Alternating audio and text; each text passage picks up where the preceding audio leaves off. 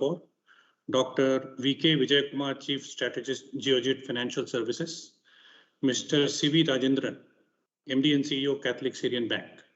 A special invite to the cohort of executive participants of Indian Bank who are presently undergoing leadership development program at SBIL, fraternity of bankers and alumni of SBIL, my faculty and staff colleagues of SBIL, Kolkata, and all the registered participants and those who could find time to tune in today. A warm welcome to all of you. On my behalf, on behalf of SBI and the State Bank Institute of Leadership, I take immense pleasure in welcoming you all to this virtual panel discussion on global macros, Indian macros, and banking macros revisited. Let me take a couple of minutes to explain the training architecture of State Bank of India for the sake of the uninitiated to the system. Training at State Bank has always been proactive, planned, and continuous. It has been a century-old concept and an integral part of our organizational development. The elaborate training systems of SBI come under the Strategic Training Unit of SBI, which is housed in our corporate center, Mumbai. Under the STU's tutelage, 6 apex training institutions which are verticalized in terms of domains, and 51 State Bank institutes of learning and development function throughout the entire length and breadth of the country. The 6 domain-specific apex training institutes provide specialized training in the areas of leadership management and banking research by SBIL, credit, international banking, risk and compliance by State Bank Institute of Credit and Risk Management, Gurugram in the National Capital Region, consumer banking dealing with retail clients with focus on marketing aspects by State Bank Institute of Consumer Banking, Hyderabad, rural banking and financial inclusion by State Bank Institute of Rural Banking, Hyderabad, technology and digital training specializing in IT, innovation and e-learning by State Bank Institute of Innovation and Technology, Hyderabad. Induction programs including onboarding, orientation, designing and delivering to new entrants to make them future ready by State Bank Institute of Human Resource Development, Indore in Madhya Pradesh. State Bank of India offers the largest learning and development infrastructure in the Indian BFSI space for not only bankers of SBI, but also other banks. We are equipped to cater to the need of all banking domains, including executive education areas, by conducting business analytics-driven relevant training programs. State Bank Institute of Leadership requires special mention. To those who may not know about SBIL, it was started in September 2017 and exclusively focuses its training, research, and consulting in the area of leadership. Today's topic would present an enriching discussion on the present economic status of the world, India, and banking sector as a whole. The global economy is already seen to be benefiting from the effectiveness of COVID vaccines. The economic performance has been for the better over the past 18 months or so, and the recovery will be dependent on how individual countries manage and minimize the economic scars from the pandemic. The increased transmissibility of the Delta variant has shown that the primary policy of long-term virus control should be to reduce the transmission of the virus to a manageable level where coexistence would be possible. Currently, the world is in a situation where it is in a better position to adapt to the pandemic-related restrictions than appeared possible during the first wave of the virus. This is reflected in the data published by IMF, where the global growth forecast was estimated at 6% for 2021 and revised to 4.9% from 4.4% for 2022. This shows that in all likelihood, we are moving into a durable recovery phase after an acute crisis. The global economy at the same time is also facing a serious transformation, or digital transformation, both in terms of people's perspective as well as the business mode of operation. The future of the global economy, and in particular globalization, may rely heavily on digital skills and countries' ability to equip their population to master digital skills. India, in many ways, has taken huge strides towards digitalization. The startups and the MSMEs have been hugely benefited in acquiring new customers and increased transactions with their existing ones digitally. Very recently, the Prime Minister also launched the e-rupee in India. It's a kind of, Sodexo kind of coupons that we used to get earlier. If we go by the data as presented by Nobida India Business Resumption Index, which is one of the more popular post-pandemic indicator, India's economic activity has seen a V-shaped recovery. trajectory after the onset of the second wave. 100 being level of pre-pandemic economic activity, the index had fallen to 45.4 during the month of May 2020 and recovered to 99.3 by Feb 2021. It fell to 60.3 during May 21, and as of July 21, it has settled at 95.3. Apart from removal of restrictions and creation of demand, progress of vaccination would continue to impact India's economic activities. As of now, 37% of the eligible population has been vaccinated, either with a single dose or with double dose. And it would be safe to say that unless a critical mass of people is vaccinated and the threat of infection decreases significantly, India's services economy would find it hard to lodge a full-scale recovery. Other important factors on which Indian macros would depend is the retail inflation levels. Consumer price index, which measures the retail inflation, has been about 6%, which makes it a transient problem as of now. A lot will depend on the stance of government and RBI in this matter. The role of the banks would be immense in this regard. Singapore banks have been the front runners in recovering from the pandemic within Asia. High vaccination coverage has leveraged them to lower the debt moratorium significantly, apart from boosting their figures. SBI has also posted stellar figures during the first quarter with 55% year-on-year rise in net profit to rupees 6,054 crores, which is about 900 million dollars. The Indian Bank is also actualizing the benefits of amalgamation, as seen by more than threefold increase in Q1 net profit per year on year-to-year basis to rupees 1,182 crores. Cost to income ratio for Q1 has also decreased to 40.80% from 47.06%. Catholic Syrian Bank is also navigating through the COVID second wave phase and its effects as seen by the year-on-year figures for first quarter.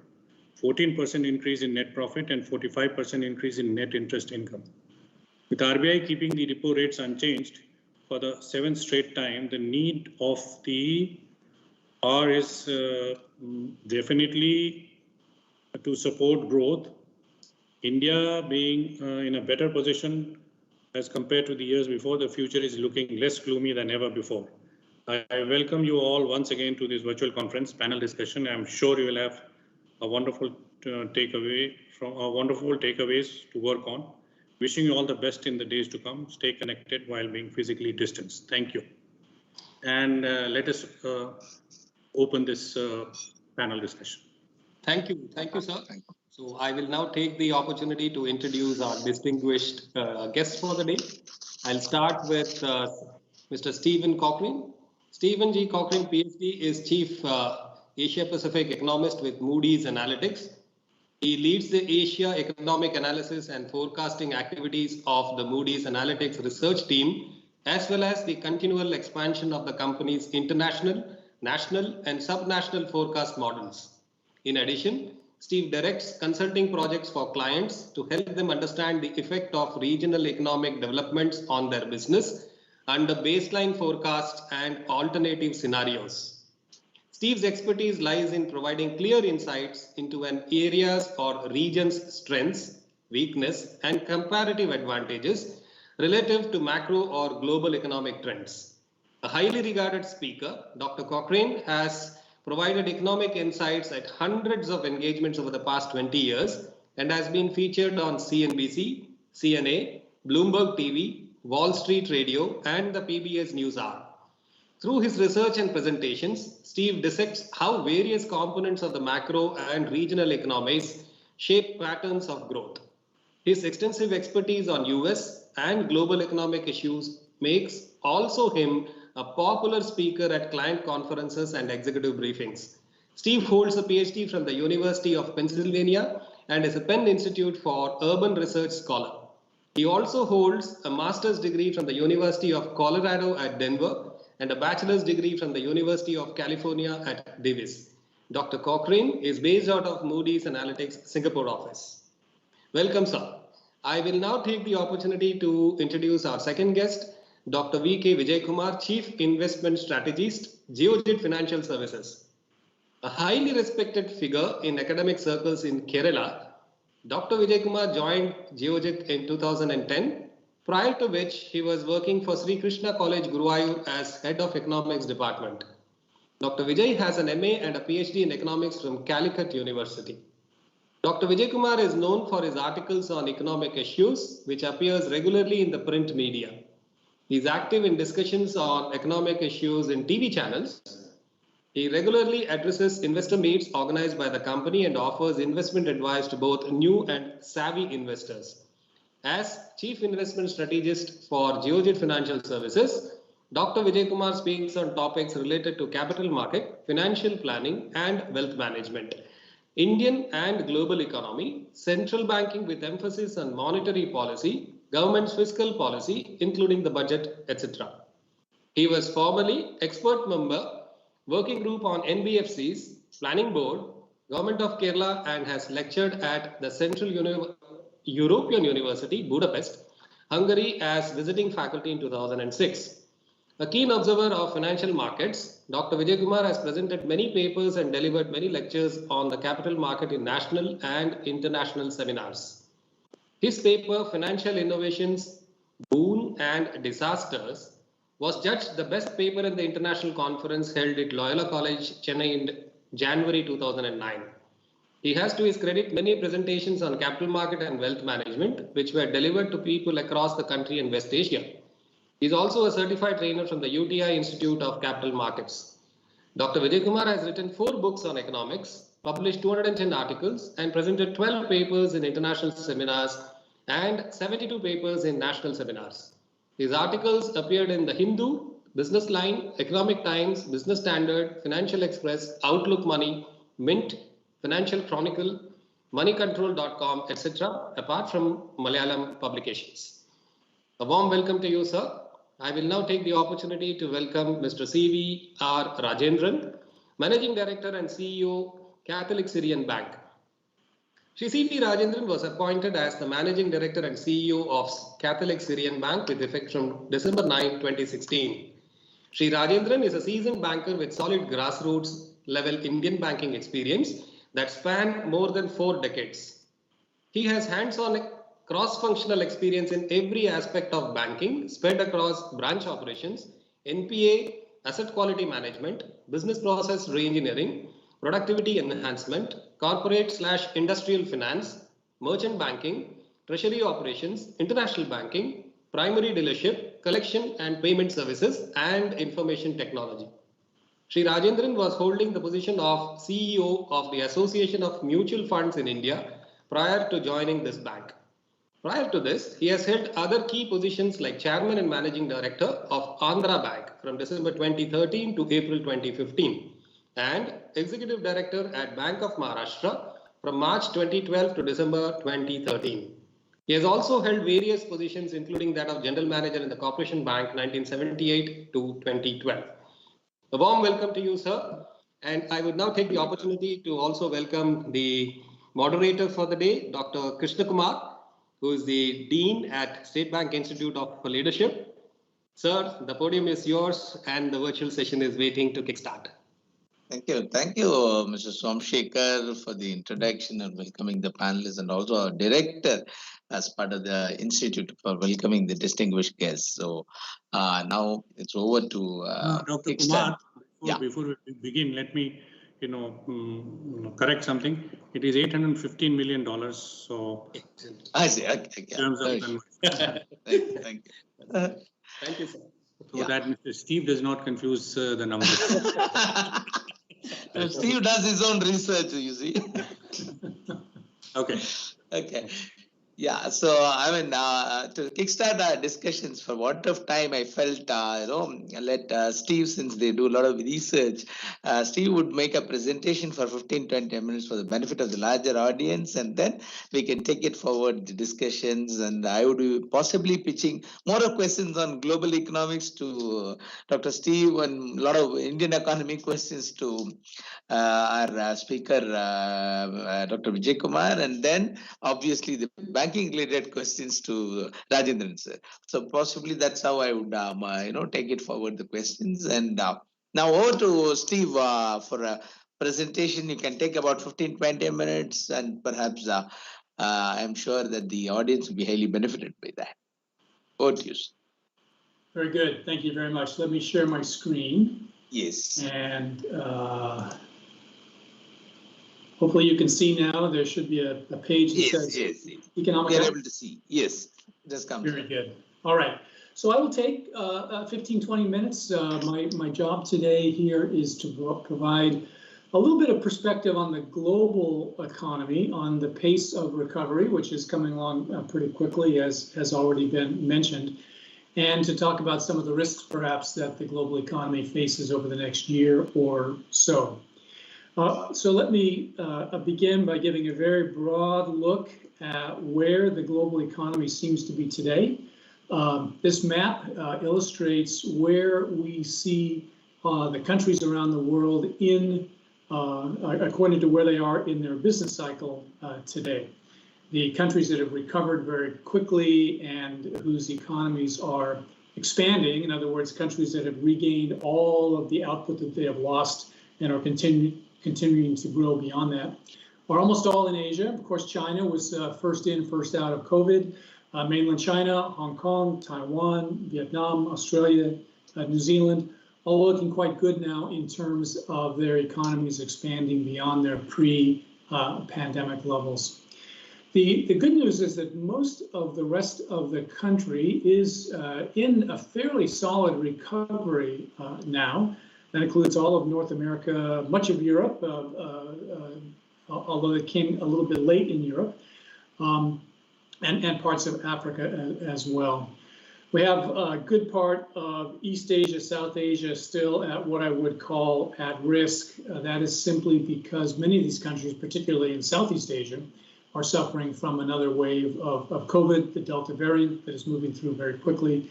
And the economic impacts of that are very strong throughout Southeast Asia and up in Japan as well, as movement controls are in place. I must say we still have India classified as at risk. The number of COVID cases has come way down. Economic activity is beginning to reaccelerate in India, as it did very quickly after the first round of COVID.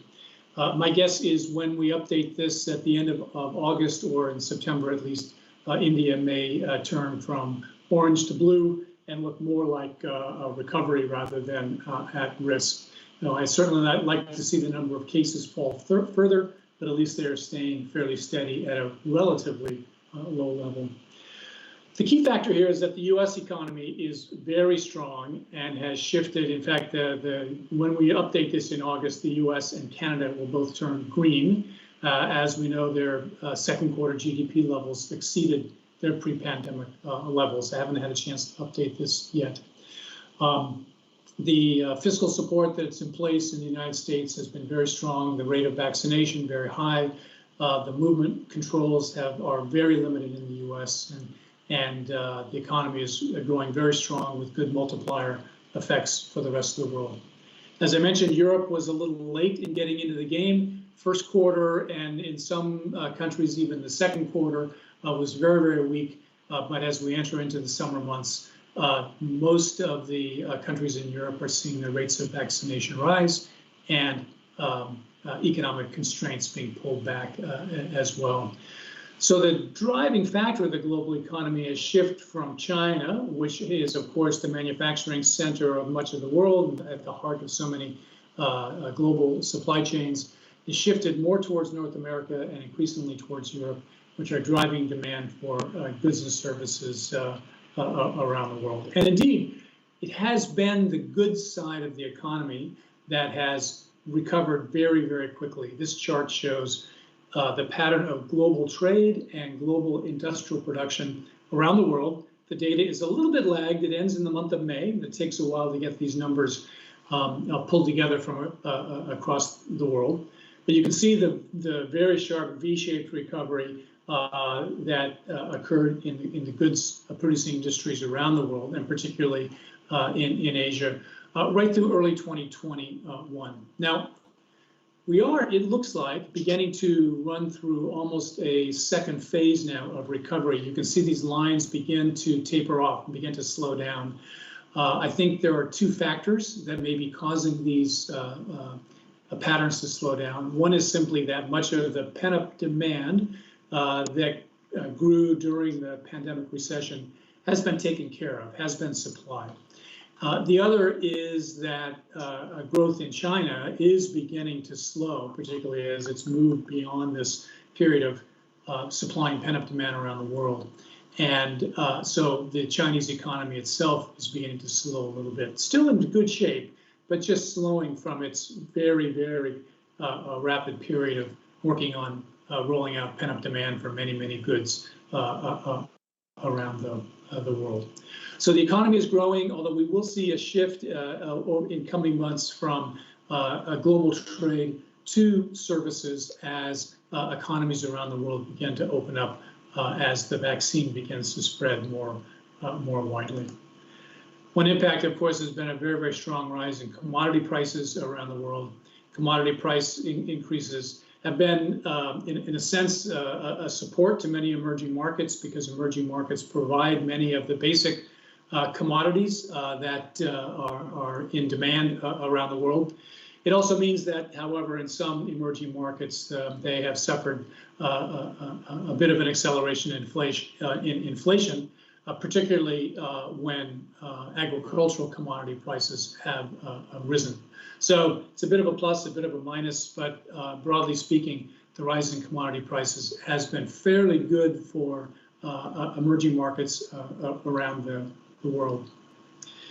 There still is lots of pent-up demand and lots of cash, at least in the developed world. This chart is a chart listing a number of developed economies in North America, in Europe, and in the Middle East. And it's ranked by the right-hand column, which is our estimate of excess household savings as a share of GDP. And it is this excess savings that still generates some pent-up demand for goods and for services. Increasingly, this will be seen in terms of purchases of services as pent-up demand for goods is stated, and as economies begin to open up and households begin spending more on services, on eating out, on entertainment, and so forth. So this pent-up demand and cash at least fuels the developed economy, and the developed economies around the world will generate, again, some multiplier effects that will reverberate around the world and help to bring the global economy into a much better place through the rest of this year into next year. We've also seen that fiscal policy has been a really important component of providing some of the jumpstart to the global economy. We certainly see it in the United States, which has had a very, very large multiple rounds of fiscal support. There is very likely to be another round of infrastructure spending approved perhaps in September, October. And there will be a further round proposed anyway for services, for human services, for healthcare, and many kinds of non-physical infrastructure that will help the U.S. economy get going. Japan, the UK, Australia, also very strong in terms of fiscal support. This has been very important in terms of keeping the economy going. You can see that in Asia, the amount of support has been less. Korea about 6%, China less, Indonesia. India has been less capable in terms of the ability to provide a very large array of fiscal support, but at least there has been some targeted to some of the very poor households and small, medium-sized enterprises in India.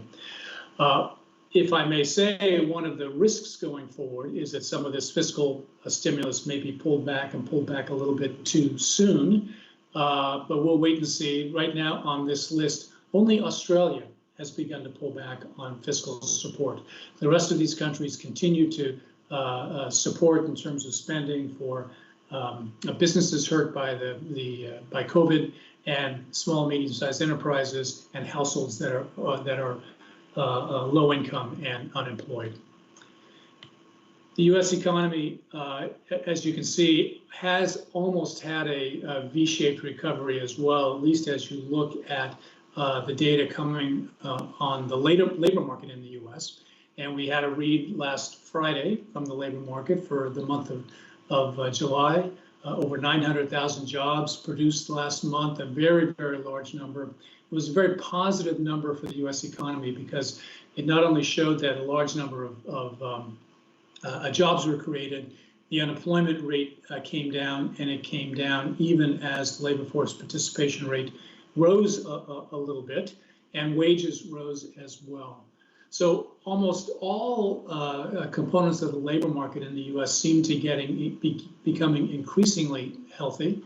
And we look for full employment certainly occurring by the end of next year, full employment being measured by this prime age employment to population ratio. And we'll probably get there by the end of next year, which is about the same time that the Federal Reserve plans on raising interest rates. Our expectation is still we'll see the federal funds rate start to rise in the beginning of 2023.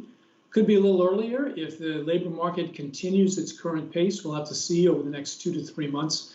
The Federal Reserve has said that they put a lot of stock in terms of the health of the labor market. The inflation rate is already ahead of their target, but they will not move until they are convinced that the labor market is back on track. Our expectation is that herd resilience to COVID will be achieved by the end of the summer. Still some pockets, of course, that are suffering from new waves of COVID. We'll see where that goes. Hopefully those new waves at least will not lead to exceedingly high hospitalization rates and mortality rates. And we do expect that the so-called Build Back Better, the non-fiscal infrastructure plan, will be passed at year-end, which will add more fiscal stimulus as we get into 2022. So there are many, many positive factors about the U.S. economy. And again, the U.S. economy will then create a lot of multiplier effects in terms of demand for goods and demand for services around the world. So much so that we actually expect that for a short period of time, the U.S. economy, the growth rate of the U.S. economy, may actually exceed the growth rate of the economy in China. And that hasn't happened in many, many years, as you can see here. The green bar is the yearly GDP growth rate for China, the blue bar, the same for the U.S. And you can see here in this year into early next year, as the Chinese economy begins to slow, come off of its very strong recovery, the U.S. economy may truly be the leading economy that's driving global growth through the end of this year into next year. Then, of course, we do expect that the U.S. economy falls back more towards its potential rate of growth. And the Chinese economy also settles down in a growth rate, actually, that will be below what we came to expect prior to the pandemic. We got very used to the Chinese economy growing at 6, 7, 8% a year. Our expectation is that by next year will be at or slightly below 6%, and it may gradually decline, slow down anyway, to about a 5% growth rate by 2025. But broadly speaking, by then we'll be beyond the effects of COVID, and the global economy will have a lot of support, broadly speaking, across many countries around the world. I mentioned that we think the Federal Reserve will still not likely move on interest rates until the beginning of 2023, possibly 2022, if the labor market stays strong, and they will likely begin tapering quantitative easing in January of this coming year, maybe in December again, if the labor market December of this year, if the labor market continues in the U.S. strong as it is. Of course, central banks around the world and across Asia have been very accommodative as well. You know, these are the policy rates of many central banks across the Asia-Pacific region. This gray line is India, and for many of these countries, the policy rate is at a record low. And for a number, in Australia, New Zealand, and Thailand, they're at 0.5% or less. Australia is essentially at a 0% lower bound. So we have to start thinking about when central banks in Asia will also begin to raise interest rates. Now, given the fact that COVID is still very uncertain in terms of the current wave in much of Southeast Asia and East Asia, I think central banks will probably err on waiting rather than trying to move sooner. The only two countries where there is some solid indication of some impending rate hikes, one is New Zealand, where they have telegraphed a message that they may actually begin raising rates in September of this year. And Korea hasn't put any dates down in terms of raising rates, but the Bank of Korea has mentioned in their policy statements how strong the Korean economy is, and that at some point they will have to know.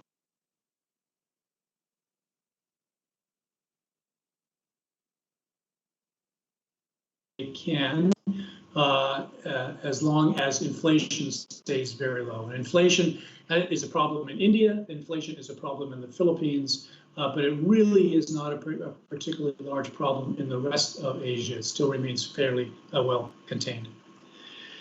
If we think about risks going forward, well, obviously, you know, the biggest risk is another wave of COVID. We just don't know whether there will be another wave appearing. And so vaccines, of course, are incredibly important. And actually, we factor the rate of vaccination into our forecast because, of course, this leads to the higher probability of some kind of herd resilience. And if there is some herd, a feeling that there is herd resilience, governments and policymakers will not institute such strict shutdown measures as they have in the past. This chart shows total vaccines administered. This is just the total number of vaccines as a share of the adult population. You can see Singapore has been in the lead. China accelerated very, very quickly about 2-3 months ago when it looked like there were some small clusters appearing. And other countries have begun to accelerate modestly. But I think the thing that I watch for in terms of vaccinations is this change of trend, this acceleration that we've seen in China lately. We haven't seen that much acceleration in India. India is still moving along at a linear trend rather than exponential trend.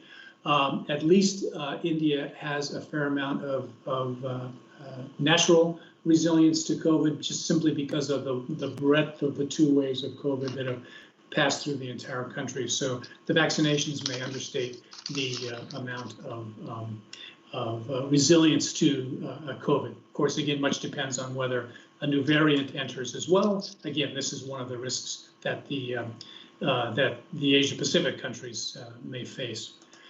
One of the risks, too, is that many of the small countries are still moving at a rather slow pace. Among the smaller countries, at least in Southeast Asia, only Malaysia has made this turn and accelerated very, very quickly as its number of cases has soared over the last 2 months. And they're still at record highs in terms of caseload and in terms of ICU occupancy rates and hospitalization and so forth. But the others, aside from Cambodia, the other smaller countries, still very slow in their pace of vaccination. And this, of course, is the risk because we know that COVID passes from one country to another. It's hard to keep out. And so until the smaller countries also begin to raise their vaccination rates, we can't truly say that the Asia-Pacific region has moved beyond this risk. But we take into account the natural resilience plus the vaccinations to come up with some estimates of when herd resilience may actually occur across the world. We think here in this year, the US, the UK, and Singapore and South Korea will all reach herd resilience by the end of this year, which means that all of these economies likely will open up almost nearly to a normal pace. Much depends really only on international travel and how quickly that can open up. Early next year, Europe, China, Japan, Malaysia, Taiwan may well reach that state as well. And on an average, the world economy may reach an average herd resilience, say, by the middle of 2022. But of course, we know that the numbers country by country vary greatly. India, if it needs the vaccine to achieve herd resilience, could be later next year. Again, much depends on the actual the rate of natural resilience from exposure to COVID. And then some other large countries, Indonesia, Philippines, Thailand, that are moving very slowly, could be next year or later. So again, it will be a while. This is a story that will continue over the long term, and there will be issues in terms of still trying to contain COVID, which means that international travel and tourism may be the last piece of the economy to turn around, and some countries may not truly open up for another year or so. Finally, if I can just end, one way of looking at a forecast of the economy is going back to the idea of when an economy returns to an expansion phase, much like I showed in the map on the very first chart that I illustrated. And this chart shows a number of countries in the U.S., South Asia, here's India, and East Asia, of when economic growth may truly surpass the pre-pandemic level. India came very, very close. India came back roaring after the first round of COVID, but then of course got hit again, and the economy fell back. I think the second round will be slower to turn around than the first after the first wave, and we've actually shifted our forecast to be maybe the fourth quarter of this year rather than the current quarter. In terms of some of the large economies, the U.S. has already reached that point, as I mentioned, and countries that suffered very long and very strict shutdowns, Singapore, Malaysia, Thailand, and Philippines, while they may start growing in the fourth quarter or early next year, they may actually not rebound to their level of GDP, their pre-COVID level, until sometime next year. So with that, I hope I've given a bit of a broad overview of the global economy, which can serve as a foundation for our discussion going forward. And I'll turn the mic back to you. Yes, thank you. Thank you, Steve, for the lucid presentation. And I'm sure the 150 and odd participants who are tuned in would have benefited from that, the lucid presentation that you have done. And let this give the grounding for taking our discussions forward. As you correctly said, the US has come back strongly with the better vaccinations and also, the kind of punch they could bring into the way of lavish federal aid and vaccination and so on. And it's not just true of US only, it's true of a lot of other European nations as well as countries like Canada and so on. Mm-hmm. Now, we also know that, this particular way of, the quantitative easing continuing and the weighty central banks supporting it has got its own ill effects on the economy of asset prices, the markets, and so on. How do you see these things going forward now that just now we were discussing along with in the sidelines with Vijay Kumar that the U.S. Treasury yields of 10 years is at 1.24, whereas the average inflation rate is at 2.4. And how do we reconcile this, and how do you see this going forward? The continuance of this kind of quantitative easing by the central banks and the wait and watch approach policies of the central bank to have a lenient approach to the policy rates and so on. Yeah, it is quite remarkable, isn't it? How low the 10-year rate is compared with what inflation expectations are. Now, some of this is a little bit, some of the reason for inflation rates, the 10-year yield staying so low by now simply has to do with some technical reasons that the Treasury Department has access to a certain amount of funds right now. So there's not a lot of a new supply of debt at the moment, but that's a temporary situation. I think the important thing is it's important to realize that the quantitative easing was very important given that the Fed very quickly brought the policy rate, the Fed funds rate down to 0. But given that the Yeah. That no one had any idea how bad the pandemic recession would be, how quickly the economy might come back, particularly before we knew whether there would even be a vaccine this year or not. That the quantitative easing served a very, very important role in terms of maintaining liquidity in the economy, keeping interest rates low, and so forth. But clearly, we've come to, I think, the point where QE is no longer really necessary.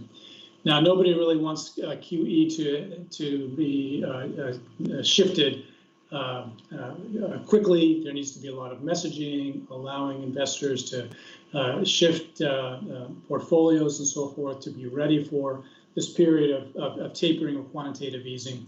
But the messaging is very clear that probably January at the latest, maybe even December, given some of the speeches that have come out of the Federal Reserve lately, that it could be even December when this beginning of easing of tapering of quantitative easing will begin. And it's also very clear that once QE, the tapering is begun, that it was, in a sense, go on autopilot. It'll be the same amount, same reduction every month, until we bring this to an end. And that will probably take until the end of next year, and that's when the Fed will be in a place where hopefully there are two goals of strength in the labor market and inflation at or above the 2% target will certainly be in place. Inflation seems to be there. I think it will begin to pull back a little bit, but it could still be above 2% at the end of next year. And the labor market, I think, will be in a very good place at the end of next year. So early 2023, again, the risks, I think, perhaps are to even something maybe a little bit faster if the economy continues on its pace today. Now, there is also some risk that inflation could actually be stronger. We seem to continue to get news about supply chains getting tighter and tighter. The latest I've read just the last couple of days is that manufacturers in Vietnam have had to shut production because of COVID keeping labor away from the industrial sites in Vietnam. And it seems to be affecting consumer goods mostly, shoes and apparel and such, but a sharp cutback in production of export goods out of Vietnam. Again, if we see more of this, we could see stronger inflation. Maybe that changes the calculus a little bit. But again, I think that right now, our baseline forecast is based on the tapering of QE beginning in January of next year, and essentially January 2023 when the federal funds rate begins to tick up. Okay, thank you, Stephen. Sir Madhukar sir, I'll come back to you in the end. We'll take up the questions slightly in the end. Yeah, coming to Professor Vijay Kumar, we know that as far as Government of India is concerned, we have taken a whole lot of measures as far as the stimulus packages are concerned. Many of the reform measures along with the stimulus packages are around the corner for more than 1.5 years now. There has been a lot of supply side factors as well as demand side stimulants done. Can you just give us a kind of report card by revisiting many of those things as to where are we placed now as far as the Indian economy is concerned, taking threats from the stimulus packages, and is there any steam left in that, or we need to look for further avenues of both revenue? We know that we could intervene only to the level of possibilities in our fiscal space, isn't it? So if you could give a good analysis on that. Over to you, Professor Vijay Kumar.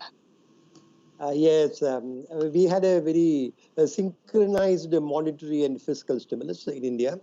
The monetary stimulus has been really very strong, but we have our fiscal constraints, and therefore we cannot afford to have a fiscal stimulus like the US, Japan, or UK, because if you go beyond a point, our credit rating will come down because our debt to GDP ratio is slightly on the higher side, and the rating agencies will not be very kind whether it is a developing economy or not. So we had this synchronized monetary and fiscal stimulus.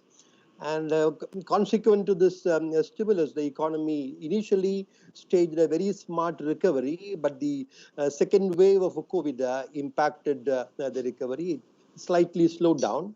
But certainly we are on the recovery mode. There is no doubt about that. This year, India's GDP is expected to grow by 9.5%. That will be one of the fastest growth rates in the world. Of course, the low base of the last year certainly plays a very important role in this 9.5% GDP growth expected in this financial year. But what is more important is the nature of the recovery. The nature of the recovery is a little bit complex and uneven. Economists are always fond of using alphabets in the English language to describe the recovery. Yeah, V, U, L, W, double dip. Now the favorite alphabet is K. K is the favorite alphabet. And in India, I would say K is very relevant and appropriate because we have some segments of the economy which are doing exceedingly well, whereas the other segments are showing a downward trend. The segments like, for example, pharmaceuticals, IT, metals, construction, cement, they're doing exceedingly well. Actually, pharmaceuticals gained from the pandemic, naturally, and India being the pharmacy of the world, exporting drugs to almost more than 175 countries of the world. The pharmaceutical industry is doing exceedingly well. IT could quickly adapt to the work from home mode, and therefore IT also is doing exceedingly well. Then the low interest rates, housing loans are available at historical low rates. Housing loan is available at 6.7%. When I constructed my home some 25 years ago, I paid 11.5% interest, Shylockian interest when compared to the rates of interest that are prevalent now. Now you get a housing loan at 6.7, and that has proved to be a major tailwind for the reality construction, particularly affordable housing segment. And the beneficial effects have spilled over to other building construction related segments like paints, adhesives, cement, metals. And metals, we are having a big bull run, commodity prices, as Steve very simply explained in his presentation. So there are segments which are doing exceedingly well, and there are segments which are under very severe pressure, like, for example, the travel industry, tourism, aviation, all very badly hit. So these entertainment, all these segments have been hardly hit. And particularly from India's perspective, the MSMEs are very crucial. The MSMEs, many of them have been devastated, particularly the micro enterprises. They are highly vulnerable. And therefore, the K-shaped recovery is what is happening now, with some segments doing well and some segments are being impacted very severely. A V-shaped recovery, of course, it is very much possible if we don't have the third wave, or if the third wave, the consensus among there is no consensus even among epidemiologists. Even epidemiology is looking like astrology now, because there is huge difference of opinion, and many epidemiologists have been proved wrong. But then there is a feeling now that even if the third wave, God forbid, comes, the impact will be very less. And therefore, once we have this full opening up, now we are having progressive opening up of the economy and removal of restrictions on economic activity. Once it crosses a beyond, threshold, once it becomes, let us say, 90% or so, then we can expect a very sharp economic recovery. Thank you for exhaustive explanation, Professor Vijay Kumar. And now let me take the question to Mr. Rajendran. Hope you're there, sir. Yeah. we all know that as far as the banking industry is concerned, much of, ever since the pandemic struck, the kind of bulwark and the heavy lifting banks had to do to keep it going, being an essential services, was, on their head, and so much was, happened as far as the banking sector is concerned. And somewhere along, a lot of stress also because of that, as Mr.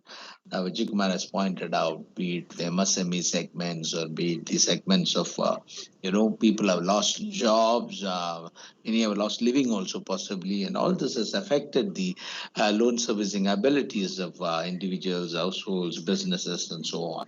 And we also went for a lot of moratorium packages, reschedulement of loan options, and such other benefits were given to the borrower side. And coming back to the issue of rising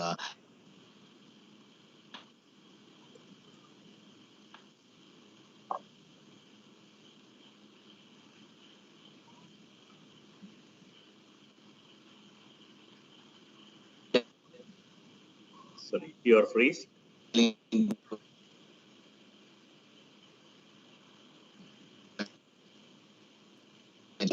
This kind of moratorium and reschedulement kind of loan benefits, availed portions. And where are we seeing when? Dr. Kumar, you were frozen. Kindly repeat your question. Okay. Right now or totally? Last 30 minutes. I see. Sorry. Yeah. I know what I was telling is that, even the Monetary Policy Review Committee, while referring a couple of days back, told that, somewhere about 70,000 crores are the ones who were stuck in the availed portions, people who have availed moratorium benefits or reschedulement options and so on. And this being the case going forward, now that we are going to be in this for a very long haul, how do you see this? Are we going somewhere veering towards the 2008-9 kind of situation where we had a very, very rising, banking book issues, and it became really tough to the level of formation of IBC and so on. How do you see this going forward? Macro stress test conducted by RBI in the Financial Stability Report indicate that the gross non-performing assets ratio for scheduled commercial banks may increase from 7.48% in March 21 to 9.80% in March 20 under the baseline scenario, and probably 11.22 under the severe stress scenario. Okay. That is a RBI projection. It is definitely not like 2008 and 9. 2008 and 9, what the companies were failing were all 40,000 crores, 50,000 crores kind of defaults were happening. Today, the corporate world is doing extremely well. In my corporate book, to be frank, about 4,000 crores of a book size today. Not even a single day default in any one of these corporate accounts. Okay. Surprisingly for me, even in the larger SME accounts also, the default is very less. It is a smaller SMEs in particular segments, as Dr. Vijay Kumar was rightly pointing out. The God's own country where tourism is the main business for us. So naturally, restaurants, resorts, the services, all those things have got affected. So other than that, particularly the Coimbatore is my neighboring state where we invest a lot in the textile industry. Textile is doing extremely well. The cotton prices are good, absorption is good. The entire value chain of the textiles, right from cotton to garment, is doing really well. Okay. And China is not able to do much. Vietnam, you are telling that there are problems in Vietnam. Of course, India will be a beneficiary to a large extent. Export orders are coming in. So the textile is doing really well. Pharmaceutical is doing well. Even in the automobile, if they are manufacturing only for the OEs, then they have problems. If they have a replacement market also, naturally they are doing well. Whereas now the dependence on the public transportation has come down and we are all using our own vehicles. So replacement market is doing really well. So there are many segments, if you analyze it, are doing really well. The food and food processing particularly, that is doing really well. Agriculture is doing well. All agro-related activities are doing well.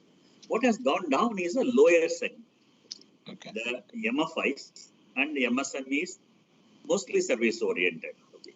In fact, I was interviewing a guy for MSME leadership, And the fellow made, at the time, we were very particular about recession-proof industries. Before pandemic, we were all worried about Vijay Kumar was threatening us with the recession possibility. So we were all worried about recession-proof industries. He made a beautiful presentation about how about 80,000 saloons are there in Chennai city. Okay, what is the lending possibility to the saloons? I was so overwhelmed and told them I develop a product exclusively for saloon. For God's sake, I have not introduced the product, right? Today, saloon is the worst thing which got affected in the entire pandemic situation. All of us have learned to do the self-haircutting today. Okay, all of us have got the equipment. I'm not sure even if we are, the pandemic is over, whether we will go back to saloons or manage it our own selves, right? Yeah. So the recession proof is easy to find out. Pandemic proof is not easy to find. So this time the NPS are happening in the retail loans, MFI loans, and small loans. So impact on the banking book may not be very large. Corporates are not affected to a large extent. And there is a difference between corporate and the retail default. Okay.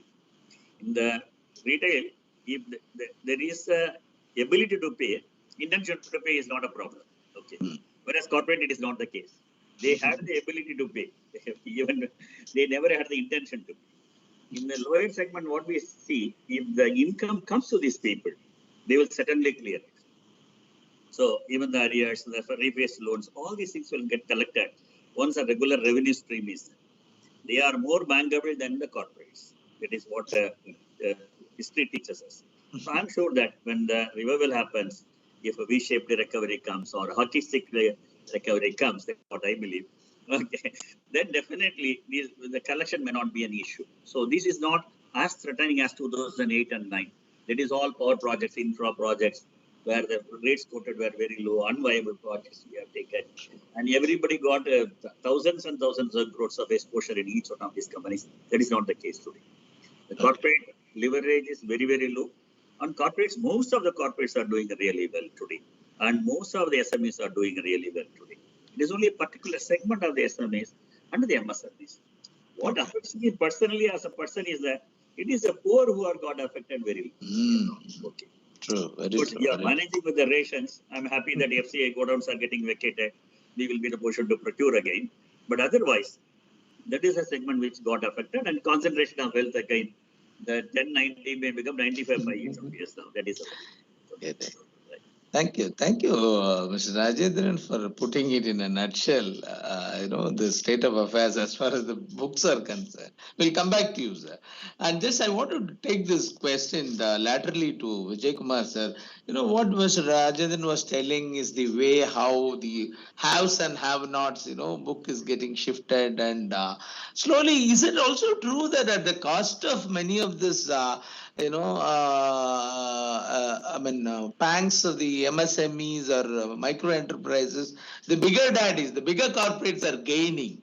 When it hurts the poor majorly, isn't it? As he correctly said, that is true of the words that we talk about, like digitalization, and digital business models and all may not enter the brains of an MSME or a small corporate, or leave alone a trader, isn't it?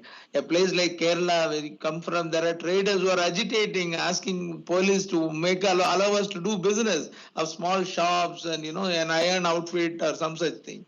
That is the level to which, they are also wanting to live and wanting to sort of contribute to the economy.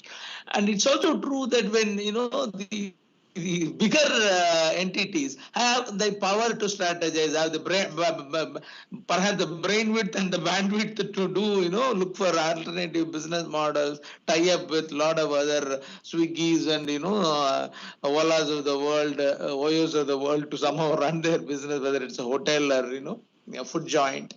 But that isn't true of a small outfit, which ekes out a living out of some small businesses and so on. So at this cost, there are a lot of research that has come out. Even I had also done one study which very clearly proves that somewhere along there is a consolidation happening, and the very micro of those enterprises is very difficult that they stay put in this difficult environment if this is going to be a very long haul. What's your view on that, sir? Yes, I agree with you on this. There are two major trends sweeping across the Indian economy now. One is the formalization of the economy and the digitization of the economy. And as Mr.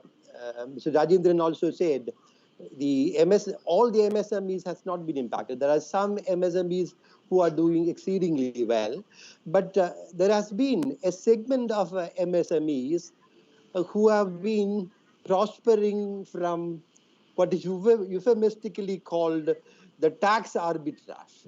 Right? The tax arbitrage is no longer there. GST completely removed that tax arbitrage. So actually the problem of the MSMEs began with that GST. This pandemic has proved to be a double whammy, that's all. But there are segments of the MSMEs who have their own core competence, who can prosper even in a difficult environment, because there are, as he himself rightly said, there are segments where they have their core competence, they are growing very fast. In textile, for instance, I've been looking at the results of companies for the first quarter of this financial year, and textile companies have done exceedingly well. The textile companies have done exceedingly well. So that is one area where this formalization of the economy will not impact. But the formalization is happening. That is good for the economy also. And let me quote you a very interesting data. In 1991, when we started the economic reforms in India, the top 20 companies accounted for 14%, 1/4 of the net profits of India incorporated. Right now, top 20 companies account for more than 80. More than 80%. The concentration. Yes, the concentration. And this big growing bigger. That is happening. That has become inevitable, because for them the tax rates have come down, interest rates have come down, so they are deleveraging hugely. They can easily raise money. Companies like Reliance can raise 1.5 lakh crores from the most developed countries of the world. So your cost comes down, your cost of capital is low, your tax rates are low, and all these benefits are there. So this the growth of the organized sector is, as you alluded, partly at the expense of the unorganized sector. And the unorganized sector, the MSMEs also will have to adapt to the new environment. There will be, of course, there are challenges which they face, because they are not, particularly the micro enterprises are not tech savvy. They can't adapt to the new environment. But there are segments which are quickly learning and adapting. They will continue to do very well. Thank you. Thank you, Dr. Vijay Kumar, for explaining that. Also, one more point, Krishna Kumar. We know that the MSMEs account for 29 to 30% of India's GDP. 48% of exports. Recently, our Minister Nitin Gadkari has said that the objective of the government is to raise the contribution of MSMEs to GDP from 29% to 50%, and the share of exports from 48% to 60%. That means the government is very much concerned about the crucial role that MSMEs play in the Indian economy. Thank you. Thank you. Now, to take the question forward to Steve, I know you, as Professor was pointing out regarding the formalization, digitalization.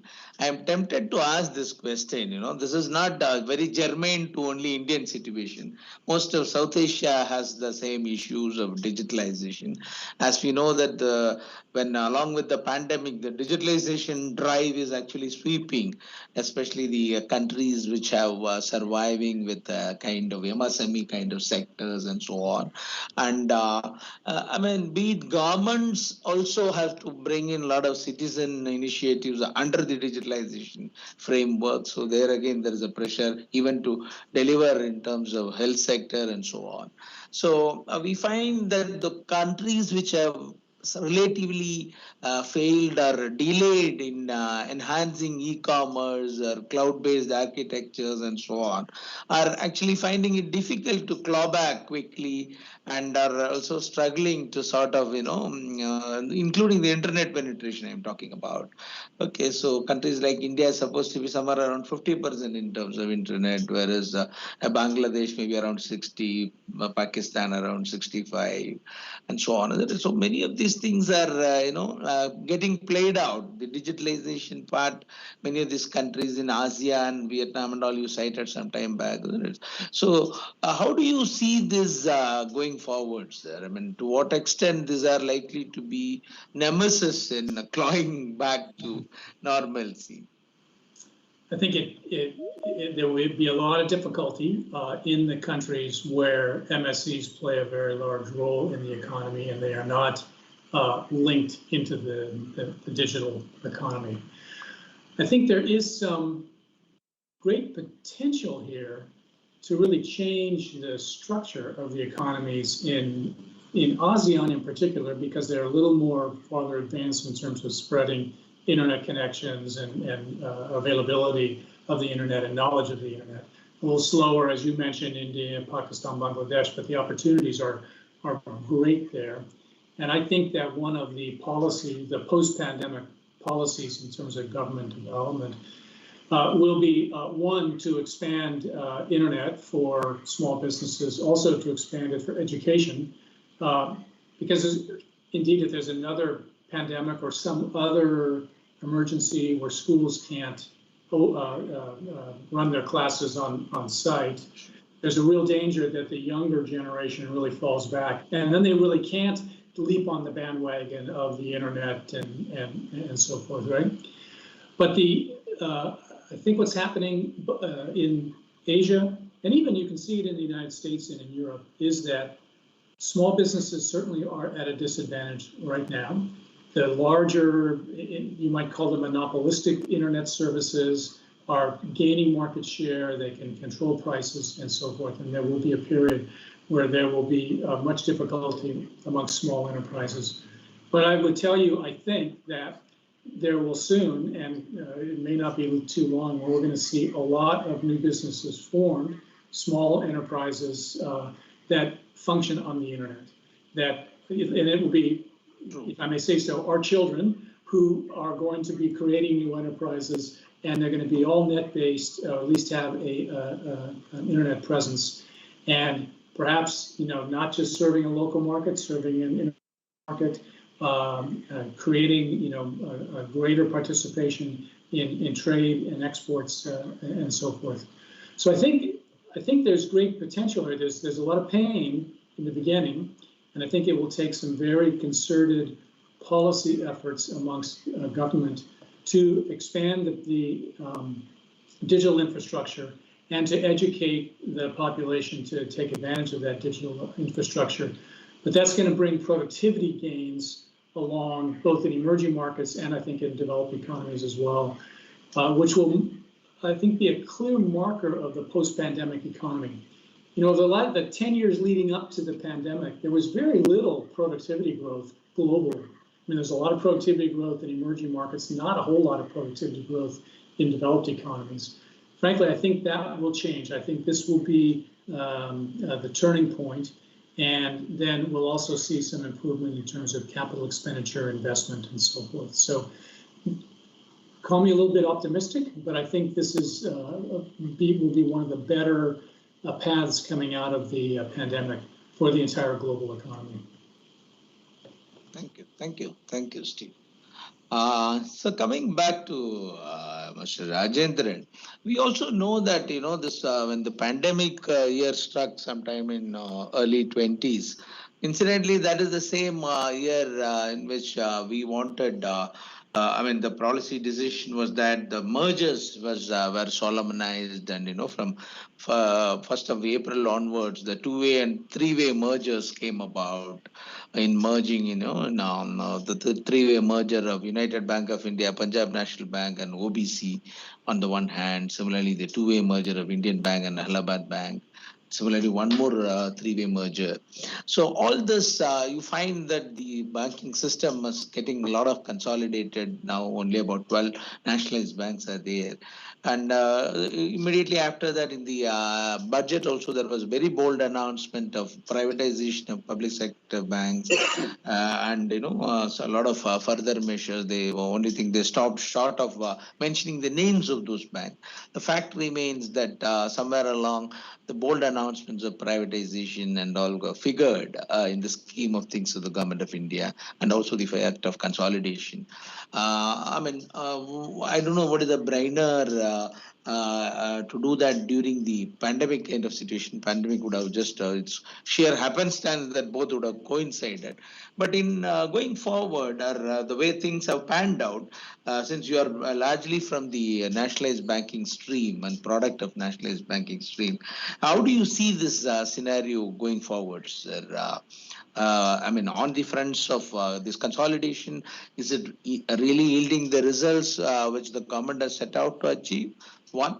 Two, on the case of privatization, what is the future for many of the banking sector as you see it? The consolidation was long overdue. I don't understand. Say today, what is the ownership of government in the public sector banks? It was only 51% to start with. Continuous capitalization, and they could not raise anything from the market. Even the large public sector banks, when they came for the public issue or the rights issue, LIC has to bail it out. There was no interest in the market.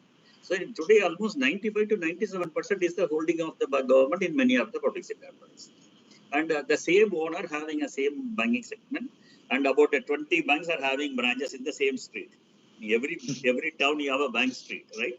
20 branches, one syndicate bank, one Canara bank. What is the purpose? The same owner having 50. Today, you don't need a brick and mortar sector to a large extent with all the digitization. So it is a massive expenditure, right? So the consolidation was long overdue. And 12 itself is a very large number. Okay, over a period, we should come to 4. Okay, one state bank and another 4 banks should be more than enough for us, right?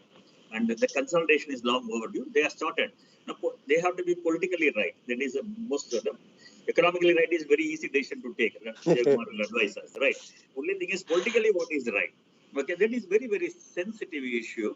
So once the merger announces, first announcement I am saying, the bank CEOs are coming, we will not close down the branches. Okay. Then what is the purpose? I don't understand, right? The very purpose is to avoid the multiplicity of branches in the places.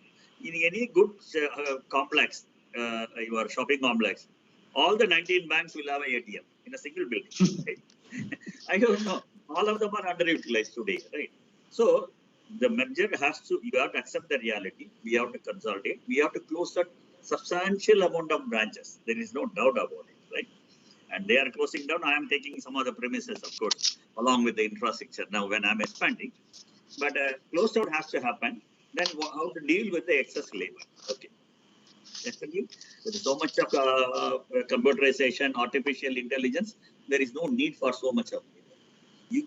The banking, the wage system of the public sector bank is a major problem, right? In the entire world, this inflation-adjusted pension system will never work. Okay. Many of the countries have discontinued it. The two in the country where inflation is about 6-7% average, how do you manage the pension adjusted to the inflation? So Vijay Kumar is from Kerala state. Of course, I am also serving there. The 90% of the budget allocation is only salary and pension for the state, right? In most of the states like that, right? Then where the development will come from? So you serve the bank for about 35 years and normally life expectancy has gone up 67, 70 years. Now 85 years. In Kerala, it is 100 years, right? Life expectancy, we are a God's own country, we have Ayurveda, we have everything, and pollution is less. So our employees serve the bank for about 35 years and receive pension for 45 years later. So you cannot sustain it. So you have to come out of this IBA wage settlement for the industry as well. It should be individual settlement. The IBA wage settlement doesn't allow you to enter into many of the businesses. A gold loan company, which is doing the gold loan at 24% plus, is recruiting the employee. A branch manager is given 18,000 rupees salary, and the sales staff is given 14,000 rupees salary. We take the IBA employee and put him as a branch manager at a lakh of rupees salary, and marketing staff at 60,000 rupees salary, and charge 6.75% for the gold loan. Okay, and there are advertisements going on. So there is a cost and motion study done by the a leading accounting firm, which says that gold loan operating cost is 5.5%. Okay, I don't think any bank is having 1.25% as a funding cost. So the transfer pricing, of course, your principal is a transfer pricing expert. You said properly apply the transfer pricing formula as per the international practices, most of the businesses which the public sector banks are doing are unprofitable. Okay, we are a charity organization. See, what is the market valuation? Look at it. None of the public sector banks other than State Bank of India has more than 1 time book value. The private sector bank has 5 times book value, almost 4.5 times book value. And other than State Bank, everybody else is at a discounted to the book value. Even 0.20 time, 0.30 time book values are available. The major problem in the privatization is getting the right price. So suppose if government or LIC feels, I have invested in LIC, I mean IDB buying at 60 rupees, I must get 60 rupees plus. The privatization can never happen. IDB shares were voting at 17, 18 rupees earlier, and only 2% is a floating stock in the market. A news comes, IDB Bank is going to be privatized. What happens immediately? People start buying on a speculative mode. Price moves from 17 to 34. Even if the government exports 34, that is also a higher price in my opinion. Now, what is the right price? We'll discuss later. What I'm saying, market price is not an indicator because there is not sufficient floating stock to decide the market price. And your balance sheets are still not reliable because there are a lot of management going on. This kind of many moratorium and other things which you are given, you have only deferred the problem. Okay, so deferred problem has an implicit cost in it, and it will be revealed over a period. These pension liabilities are maintained by the bank themselves in the public sector banks. The private sector banks, on the day on which the person is relieved, I have to buy an annuity in the market. If you privatize the public sector banks and ask them to buy the annuity for all the pensioners in your list, probably State Bank of India has about 50,000-60,000 pensioners. If State Bank has to buy the annuity in today's price, probably pension funds may not be sufficient. So apart from capitalization, I have to bring additional capital to provide for the pension liability itself. So the privatization is not as easy as it appears to be. It should not become one more effort like a Air India privatization. Okay. Because there is not much of interest there. Okay. And you cannot carry on with the same staff, same IBA wage settlement, same pension, and do the privatization. It won't happen. Unless we are thinking in a radically different way, then only privatization will be possible. Privatization is absolutely essential because government is wearing 2 hats. One is the ownership hat, another is a government agenda. Okay. I'm in the public sector banking system for 38, 40 years. Attended many of the finance ministers' meetings and the DFS meetings. They all drill me down only for not achieving the priority sector target or the government targets or the financial inclusion, everything. Nobody has ever asked me, what is your return on capital? What is your return on asset? Right? So never ever asked. The government never asks the question which a owner will ask. Today I'm in a private sector setup. See, the capital raising is a major work for a private sector CEO. Okay. The kind of drill down which I have in these investor presentations after every quarter, okay, kind of calls which I am getting, a fellow having 1,000 rupees, 1,000 shares in the bank will make my life miserable for right? So that accountability is not there in the public sector. So certainly privatization will lead to efficiency. This charity will go out of window. We will look at it as a commercial organization. And if you continue to capitalize like this, the public sector banking system, one day capitalization budget will become bigger than your defense budget. We must accept it and we must stop this nonsense. Have strategically 4 banks and which should be run on a commercial basis as a public sector bank. All other banks have to be privatized. That will be the right. The issue could be, it is too early to judge it, but a merger will bring a lot of cultural issues, right? See, if when Syndicate Bank and Canara Bank is merged, there may not be much challenges, both coming from South Canara and have same culture, they may gel together. Within State Bank of India, you are aware, when your subsidiaries are merged with the State Bank of India, there are cultural problems, right? Because everyone has their own culture. 7 subsidiaries have their own culture of their state to which they belong. So bringing them into a single culture will take another 5-6 years for us to make them effective. In the meantime, customers are likely to suffer, but we can't avoid it. It is a part of any merger, whether it is private sector or public sector. We have to manage this, but we have to push this agenda very, very hard. Make only 4 public sector banks left out, consolidate, and sell the remaining things will be the right thing for the government to do.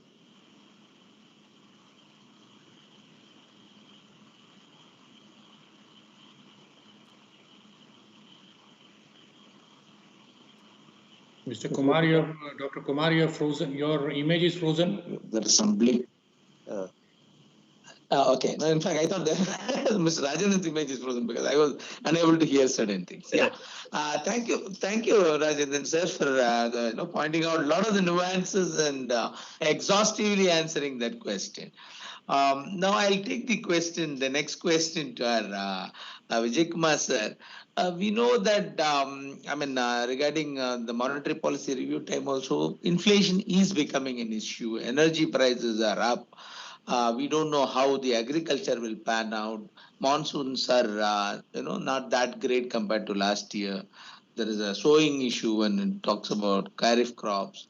Last year, a lot of, ill doing in the industries and firing and other things agriculture could absorb.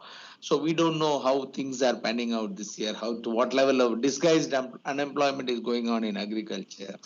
Visualizing all these scenarios, there is also a talk of maybe we'll have a food production issue also cropping up, which will kick up further inflationary pressure. How do you see inflation getting managed going forward?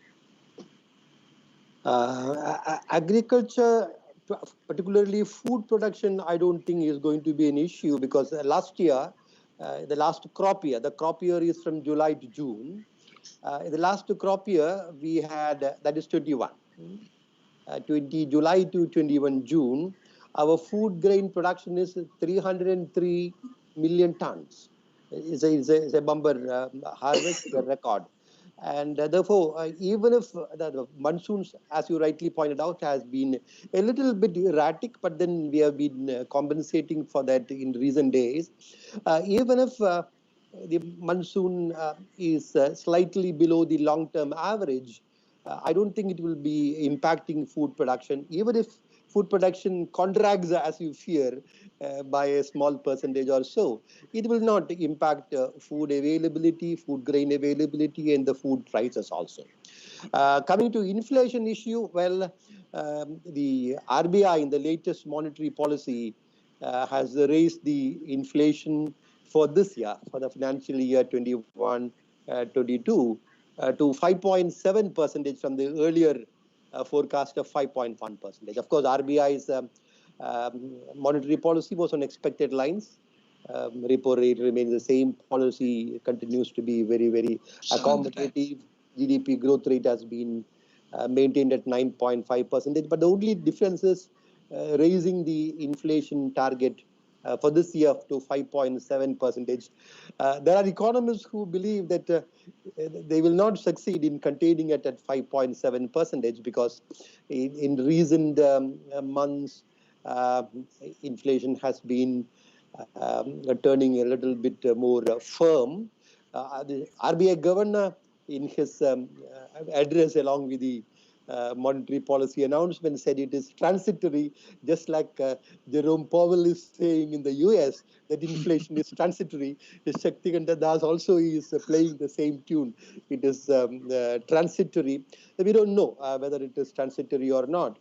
But the fact is, it is slowly starting to inch up to around 5.7%. So last year it was 6.2%. This year also, if you have 5.7, 5.8%, that means you are having a 6% inflation, which is very much on the higher side, breaching RBI's tolerance limit.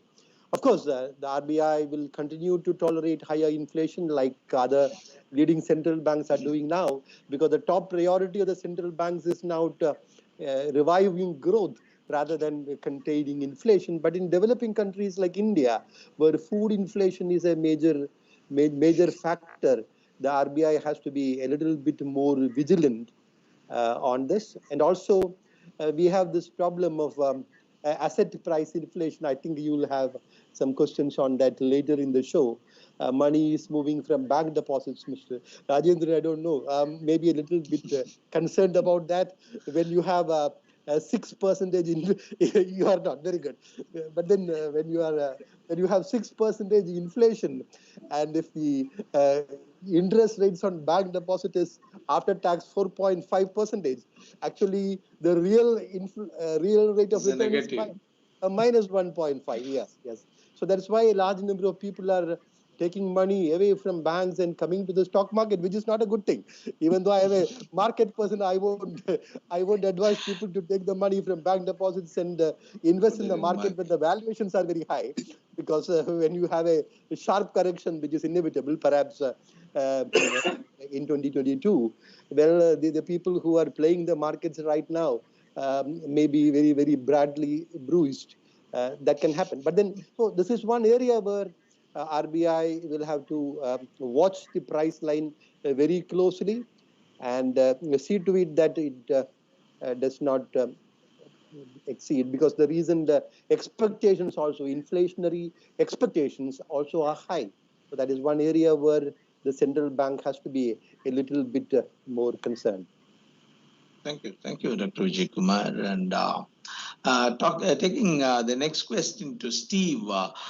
Steve, during this time of our pandemic times, it was also noticed that many corporates, have become cash rich because of the fact that they've all deferred their capex plans. And in India, we could notice that all the what Dr. Vijay Kumar was telling, many of those big companies are not investing in full throttle. So is the case with even PSUs. So that being the case, you find there's a lot of hoarding of cash is going on in big corporate. Their treasuries are making a lot of profits. I don't know what is the kind of scenario that you see in the world markets and including the corporate that your rating agency. Of course, you're not from the rating side, I know, but still, since from the analytics side also, you would have got a picture of how the scenario is panning out as far as because it requires a huge investment to come out of the pandemic, isn't it? So that's the job creation and other stuff happens from there. So what is your take on that, sir? Well, it looks, when you look at the aggregate and you look at capital expenditures, it looks weak. If you remove the oil and energy sector, which of course has been weak for a while, it looks better. So you want to look at the non-oil component of the economy to look at where capital expenditures really are going. And when you do that, it actually looks pretty good on a global scale. You see the automobile industry is now investing in production for electric vehicles. You see a lot of investment in digital technology as companies are reinventing themselves and reinventing their workplaces, right? So that they can be much, much more flexible, completely redesigning offices and so forth. The transportation industry, bringing back capacity and so forth to plan for future travel. So actually, it doesn't look as bad as the aggregate figures might tell you. And frankly, I'm not so sure there's going to be a lot of investment in the energy industry in the future, only because my guess is there's really ample supply out there that can be brought out of the ground without a lot of additional investment. And so the energy industry likely will not be a strong contributor in the future either. But otherwise, actually, I think firms are looking at investing in the future, investing in digitization. I don't want to overuse that word. It seems to be the word of the day for our group here anyway, but it's very true. And again, all of this, I think, does then lead to potentially stronger productivity growth down the road, which is very, very good for the global economy. Thank you, Steve, for answering it. And there is also a request for all the participants who are tuned in. If you have any very specific questions on banking sector, on the global economics, or anything which we are not addressing, please flash it in the chat boxes. We can perhaps take it to the experts also for answering it. So you can have, if you have, any of you have any questions, please put it in the chat boxes. So we'll continue our discussions. Taking the next question. Director wants to ask some questions. Yeah, please. Yeah, yes, please, sir.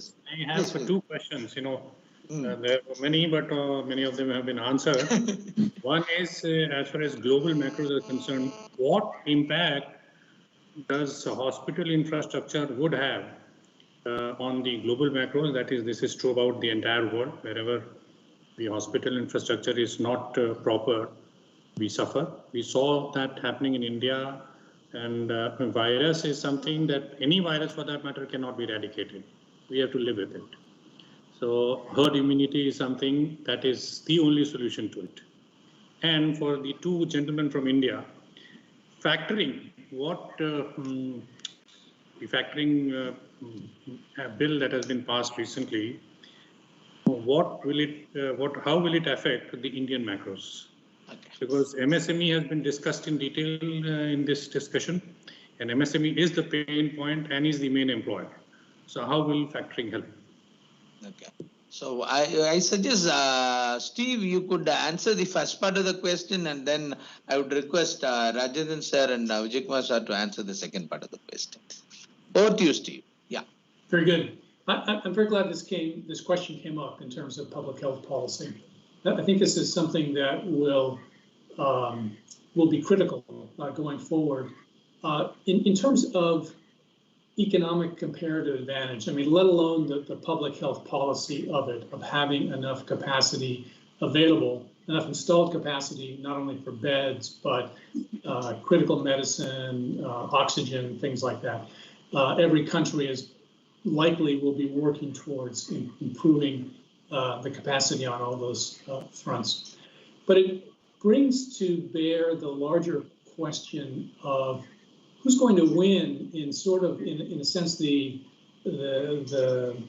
battle for global supply chains. Where are companies going to locate? Well, they manage a large number of risks when they decide where to locate. We know that a number of firms that were exclusively in China have since moved to Vietnam. Now, of course, there are issues in Vietnam in terms of COVID. It just brings to everyone's attention the fact that there need to be multiple locations which are low-risk locations, if you can put it that way.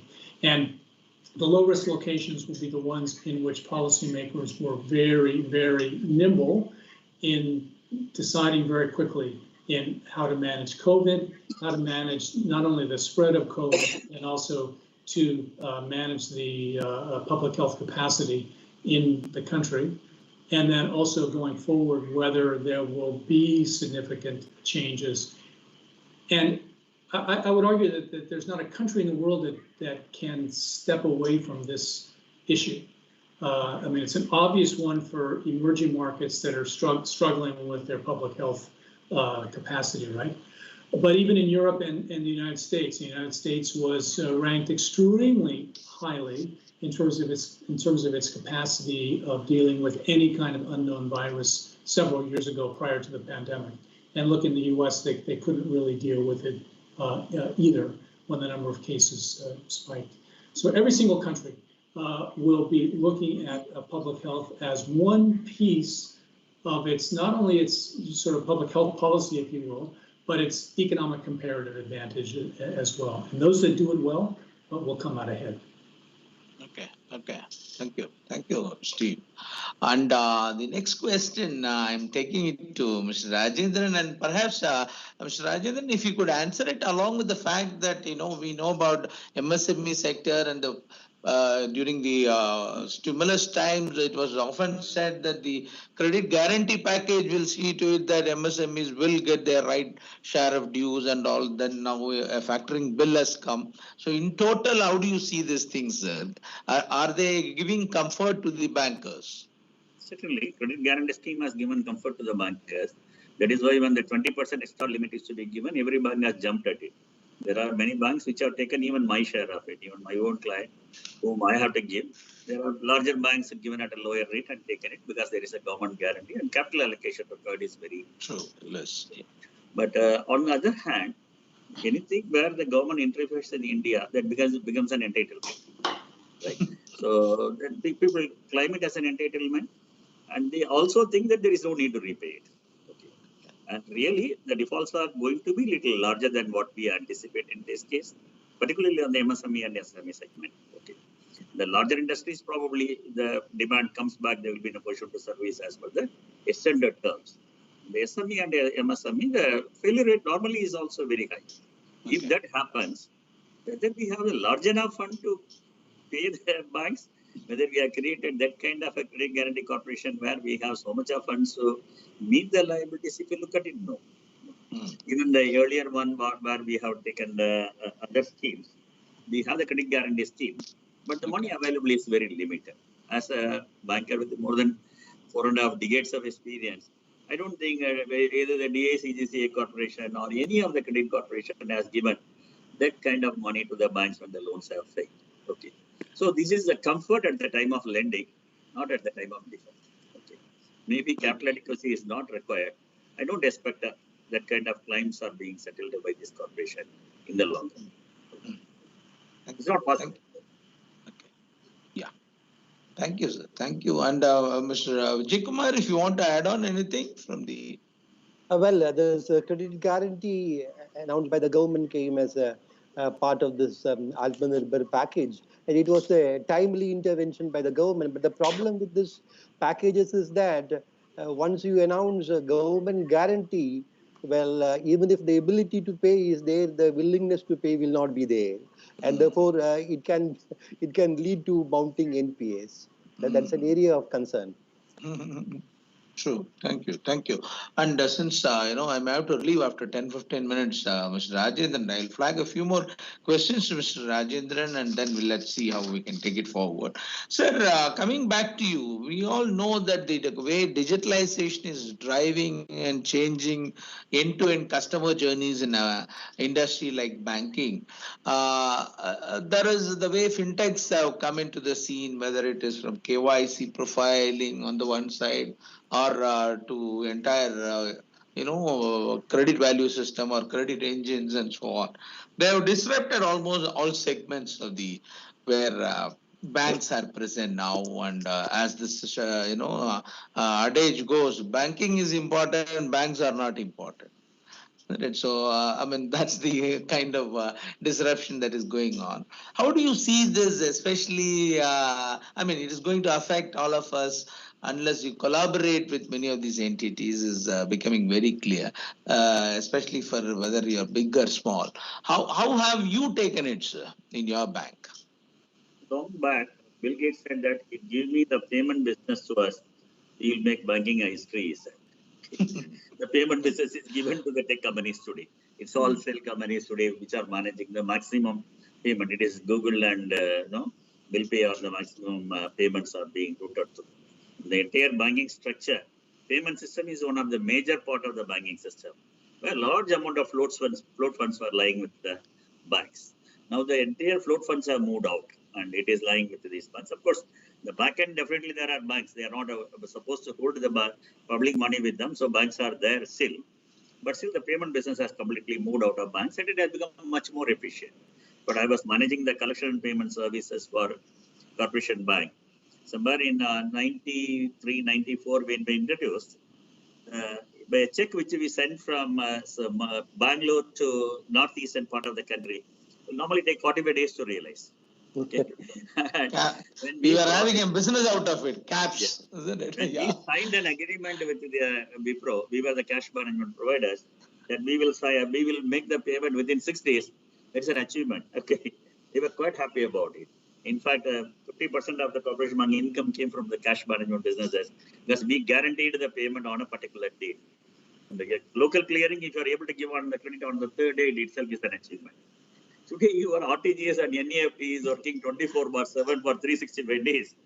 Payments are going to be made even on a Saturday and Sunday on all days, right? We have come a long way. This transition might have taken another 10 years to happen, but for the pandemic. The pandemic has expedited the entire transition. Those people who refuse to use the ATM card, those people who refuse to use the mobile banking or internet banking have learned to use it because otherwise they cannot survive today. So it has expedited. So my bank had about 27% is the alternative delivery channel transaction 4 years back. And I pushed it to 70. 70 to 90 will happen within the next 2 years in my opinion. Okay, because the adoption is very, very fast today. All the people, I used to say it is not the problem. So people, all our children are in overseas and the age-old parents are talking to them on the Zoom today. So it is not the customer who is not able to adapt, it is the staff who are not pushing it, I used to say. Now we pushed it. The pandemic, the customer coming and walking, either we talk about the footfalls earlier, the footfall will become a problem today. Customer should not come to the bank. Like he has to use alternative channels. So the fintechs have the idea. They don't have the capital or the wherewithal to sell it. And banks have the money and banks have the maturity to make it a product. A combination of both this idea and the maturity will definitely give a big push to the digitization. That is why financial services have adapted much faster. Today, fintech companies have helped us to reach those customers whom we have not reached earlier. Only 35 to 40% of the MSMEs in the country are dealing with the banking system as a whole, banking and NBFC together. 60% is outside the system. Fintech is trying to bring them into the system. There are so many people without a credit history in this country, right? All the personal loans are given based on the CIBIL score today. There are 60% of the population do not have any credit history at all. There are fintechs which have come up, which are trying to find out the behavior pattern of a particular segment and started lending. Of course, there is a bank on the back side, okay, supporting them. And secondly, a partnership between the bank and the fintech will bring down the cost of transaction. As I said earlier, cost of transaction for smaller loans, small ticket loan is very high in the public sector banking system and the banking system, whereas it is very low. I always say the technology, I remember when the cell phones came into the country, for a minute we used to charge 15 rupees. Now, BPL was a service provider, 15 rupees per minute. Somebody calls me on a cell phone, I'll cut it and then I'll call it on a landline. It was so costly. Yeah, today, miscall regime it was. Miscall regime. Today it has become so cheap. Okay, today you are able to have a refilling for 10 rupees. In the 10 rupees refilling, the dealer is also having a profit. The company is also having a profit. Whether you can do a 10 rupee transaction in a bank and make it profitable, certainly not. Our banking transaction is still costing 40 to 50 rupees if the customer is coming into the bank. In the ATM, it costs me around 10 rupees. If it is my own ATM, other ATM, it costs going to 20 rupees. Maybe internet banking costs between 1 to 3 rupees depending on the transaction. Maybe mobile banking is costing about 10 paisa to 20 paisa if it is properly used. If we, instead of using all these things, if you go and swipe the card in the POS machine, it becomes a profit point for me instead of becoming a cost point for me. For becoming a cost center, he has become a profit center. So pushing the customer from the branch, not to ATM, not to internet banking, not to the mobile banking, pushing the customer from the bank directly to the POS machine is the only thing banks will make money out of the transaction and push down the cost of transaction. That has happened during this period. Today, my maximum volume of transaction is happening on the UPI. UPI is the largest volume and on the POS machines. It's a good trend. I think we must thank pandemic for it. It has expedited. And a lot of good partnerships are formed today between the tech and banking segment and making the services available at a much affordable price to the customers. Thank you, sir, for explaining it in very concrete terms. Yeah, there is a question I see which I thought I'll take it to Vijay Kumar, sir. The gentleman, Mr. Srinivasan, is asking, my question to Vijay Kumar, sir. COVID uncertainties remain and businesses are vulnerable. And as per Steve's presentation, with India still at risk, then how come the markets are at 52-week high? And are there any chances innocent investors may be trampled again? High time you answer it, I felt. It is important. Today markets have unfortunately closed. Now, it is important to understand that right now we are having a global bull market, except for a handful of countries. There is a bull run in most of the markets. And of course, valuations are on the higher side. There is a very good possibility of a sharp correction, not immediately.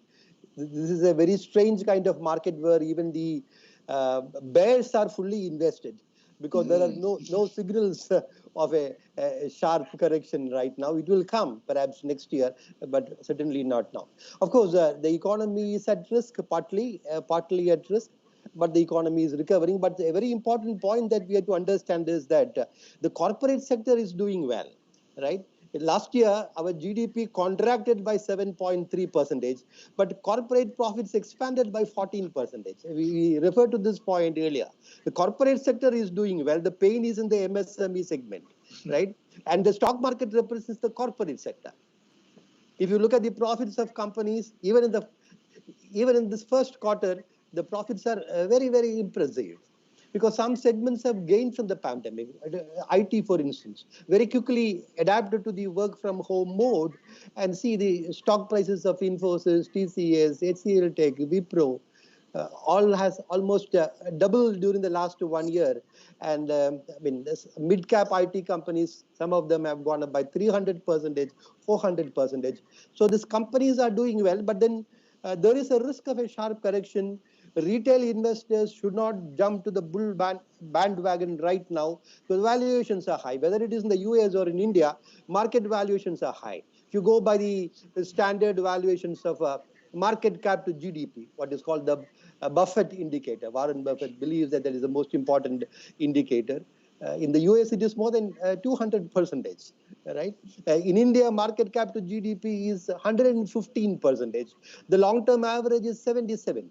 The PE multiple, the long-term average in India has been 16. Now the PE multiple is 22. The price to book has been around 3.2, 3.3. Now it is 4.3.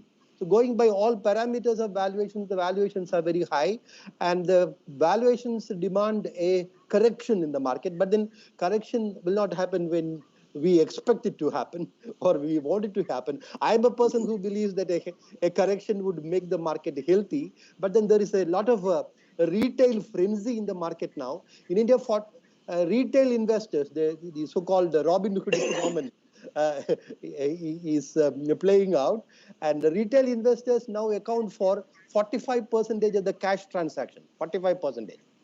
And the foreign institutional investors now account for only 27, 28% of the transactions, right? So because of this retail frenzy also, the market is a little bit frothy, particularly in the mid-cap and small-cap segments. There is froth in the market, and this froth has to be removed. And market will remove that, not when we expect it to happen. As John Maynard Keynes, the economist, famously said, markets can remain irrational longer than you can remain solvent. Therefore, retail investors have to be very, very careful. We are advising retail investors to be cautious. You can be optimistic, but not exuberant, irrationally exuberant at the present context. So of course, retail investors, another point, since this question came from I don't know, maybe a retail investor. Retail investors have a habit of jumping onto the bull bandwagon when the market is at its peak, and they invest money in low-grade stocks, not in the high-quality stocks. So when the bear ambush happens, and that is inevitable, these so-called cats and dogs, low-grade stocks are called cats and dogs. These cats and dogs will be butchered by the bear, whereas the high-quality stocks will quickly bounce back once there is a recovery in the market. So retail investors have to be extremely cautious. Thank you, Mr. Vijay Kumar. And sir, one last question to Mr. Rajendran before I relieve him, because he wanted to attend a meeting. Sir, you have done all those capital raising for so many banks in the public sector also. I know that subsequently, now that you are with the private sector, the whole issue of QIBs and, AT1 bonds and so on. Now, I mean, how attractive is India even today as a kind of destination for capital? Whether Indian banking system per se is able to garner those resources when banks like yours or any of our public sector banks and so on, or even private sector banks are able in the market for raising capital. That is one part of my question. And the second part is that, how is this, how are their perception as far as the investing class is concerned?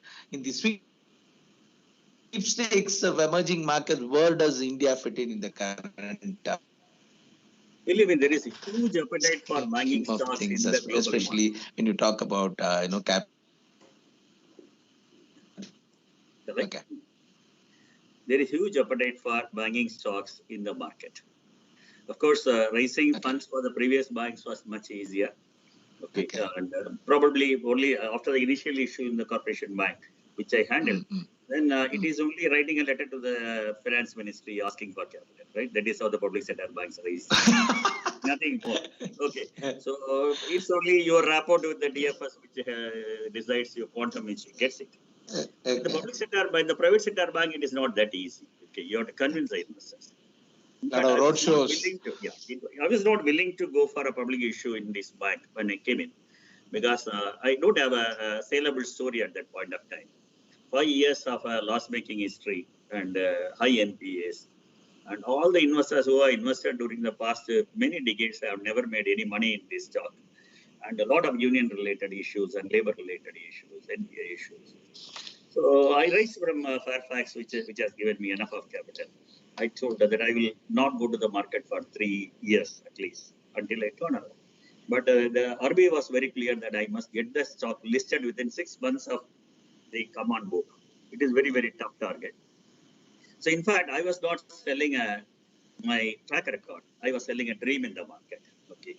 I went and I was telling stories after stories in the global investors about the potentiality of the Indian market and how I can, as a small organization, I can change myself, reposition myself and exploit it. As I said, only 40% of the people are banking with the banks, right? The financial inclusion has shown how possible to collect these savings, to what extent the financial inclusion accounts have pulled the money in the accounts you believe, that is a potential, which is Sagara-like companies were collecting earlier. Now it has come into the official banking system.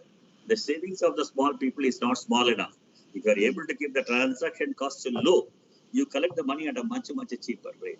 And they are the profitable segment to lend also, right? The margins are very good. The potentiality is very high. Yes, a nimble-footed organization which can change the business models and able to serve this population. There is scope for many more banks in this country, but not in the public sector, the private sector. Okay. So to approach the public, so that believe the market believe. And when I was not even valued, and my valuation was 400 crores when I joined the bank. Today, when I went for the public issue, 195 rupees when I priced, people felt it is very high, including the leading Economic Times wrote that it is highly priced. The issue was oversubscribed by almost 100 times. Okay. Today, my market capitalization is 6,000 crores. Okay. Not balance sheet has not grown many times, right? It is only the corporate governance, the business model which we brought in, and in every single parameter which I improved, and absolute transparency which we maintained all through these years. Every quarter we talk to hundreds of analysts and they explain all our intricacies in the balance sheet. And if you are transparent, if your business model is good, if you are nimble-footed, and if you have open mind, certainly market is willing to give any amount of capital for the banking segment, and particularly the financial sector. Raising capital is not a problem, so long you have a saleable story, saleable dream. Thank you, Mr. Rajendran, for coming on board and sharing all your thoughts. Especially, I know that you are very pressing on the time. You have another meeting to attend. So, thank you, sir. Thank you on behalf of State Bank of Thank you. We'll keep connected. No issue. Thank you. Yeah. Sir, we'll continue our discussion with both Mr. Vijay Kumar and Mr. Steve also for the next 5-10 minutes. We'll be in any case closing at around 5:30 or so. There is a question to you, Mr. Steve. Somebody is asking, I saw, I think he's using an SBA's email. Yeah. He's asking, at what inflation number it will trigger Fed to step up as far as your policy rates are concerned? So as you know, the Federal Reserve now is using this new regime called average inflation targeting, so that they're not just looking for the inflation rate to get above 2%. Of course, we're well above that now, right? But the Fed is looking for an extended period in which the average inflation rate over that extended period is 2% or more. And the real question is, what's that average period? How patient will they be, right? Well, they could very well, make this extended period a year or so, which means that they may be looking at this average inflation method well into next year before a decision could be made that inflation is too high and they have to move on raising interest rates. Now, the other side of the equation is that, of course, there's the dual mandate for the Fed. The other mandate is to maintain a healthy labor market, and they may very well be willing to hold off on normalizing interest rates if indeed the unemployment rate is still above 5% in the high 4s until it gets down to something closer to 4%. And we don't know when that will happen. Now, last month, it came down by, about a half a percentage point, quite remarkable. But that's not going to happen every month going forward. And I think the real question is, when do we reach that magic point where both the average inflation rate is so high that it can't be, that some movement needs to be made on interest rates, and the labor market is tight enough that the broad spectrum of the labor force in the U.S. is benefiting from the labor market. I think the Fed has made it very, very clear that they're still not content with the condition of the labor market, notwithstanding the strong report we got last month. There are indications that there are parts of the labor market, the lower skilled labor, female labor, minority labor, that are still not reaping the benefits of this recovery. And were enjoying a fairly strong economy prior to the pandemic. And I think the Federal Reserve is probably right now, to be perfectly honest, putting a higher priority on the health of the labor market and willing to withstand inflation pressures for a little longer than any of us may expect. So that makes it very hard to put a number on, what's the magic number on inflation? I don't really know, because it's a combination of inflation and inflation averaged over a year-long period, perhaps, plus the condition of the labor market. What that tells me is that there's a very good probability that the Fed will remain patient through much of next year before they begin truly signaling where they'll go with monetary policy. Thank you, Steve, for answering it, especially for the participant who had asked the question. One last question to Professor Vijay Kumar. Sir, talking about India's macro story, what are the two major aspects or factors to look for in this FY 21-22? When we continue to perform, this recovery from the way, our economy has sunk to, and how are we going to stave off and start firing on all our cylinders? I would be closely observing, one, the inflation rate in India, and second, the capital flows into India. Inflation, as we discussed earlier, is now around, the expectation, the RBI itself has raised the target to 5.7%. And if the RBI does not succeed in keeping it at 5.7%, they will be forced to act earlier than expected.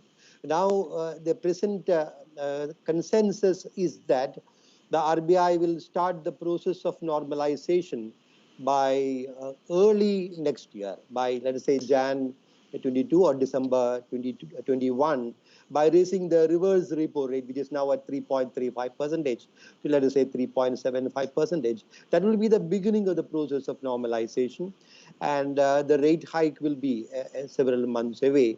But if the inflation shoots up, then RBI's hands will be forced, and that will, if I may borrow the words of RBI governor himself, that will kill the hesitant recovery we are going through right now. So in his words, the recovery is hesitant recovery. There are lots of risks involved. So that is one area, inflation.